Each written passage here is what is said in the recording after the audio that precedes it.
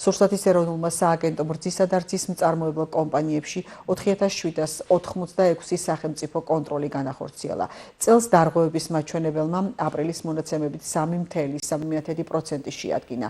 სააგენტო რძის გარდა სხვა პროდუქტებსაც ამოწმებს და როგორც ამბობენ დარღვევების აღმოჩენის შემთხვევაში მყისიერად რეაგირებენ, თუმცა ქართულ ბაზარზე სარეალიზაციოდ გამოტანილ პროდუქტებს გურჯაანში გამოკითხული რესპონდენტების უმრავლესობა არ ენდობა და ცდილობენ არჩევანი გლეხურ ნაწარმსა და ბოსტნეულზე გააკეთონ. არ ვენდობ, იმიტომ რომ ისეთი რამეები მჟღავნდება ამჟამად, რომ არაფერი აღარ არის სანდო, ვერაფერი ვეღარ გვიჭამია, ვერაფერი ვეღარ გვიყიდია. აი როგორ არჩევთ ხოლმე, აი თქვა ძირითადად ბოსტნეულს ან რძის ნაწარმს? როგორ უნდა ავარჩიო, როცა რძის ნაწარმში ამდენი ბაქტერიებია და რაღაც აღარ გვეუბნებიან, ვერანაირად ვერ აარჩევ შურლაბა, როგორ აარჩევ? ანუ სახლისას რო არჩევთ უპირატესად? რა თქმა უნდა, სახლისას. არაფერსაც არ ვენდობოდი, არც ადრე, არც ეხლა. აი რატომ არ ენდობთ? საიდან რა მოდის, რა სამჭამთ, ადგილობრივი არა გვაქვს არაფერი. და როგორ უნდა ენდო? არც ბოსტნეულს არ ენდობთ? ბოსტნეულსაც თლათ არა, მაგრამ მეტი რა გზა.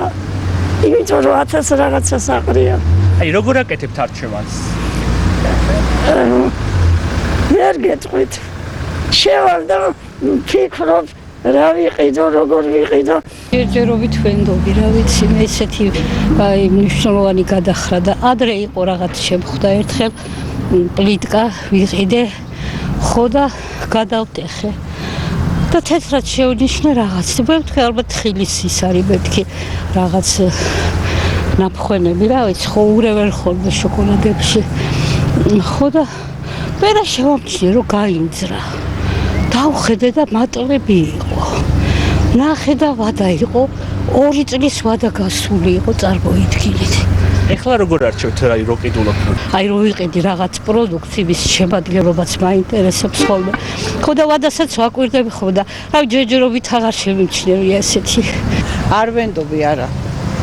არაფერს. საერთოდ არც მაღაზიაში და არც რამეტი გზა არ არის ვყიდულობთ. აი როგორ აკეთებთ არჩევანს? რა ვიცი, ვცდილობ ხოლმე რომ ქართულ, მაგრამ უფრო სოფლის პროდუქტებს ვყიდულობ ხოლმე. გლეხურს. არც ვენდობ, მე საერთოდ არ ავჭამ, ხათამს არ ავჭამ, გაკინულა და არც კალბას.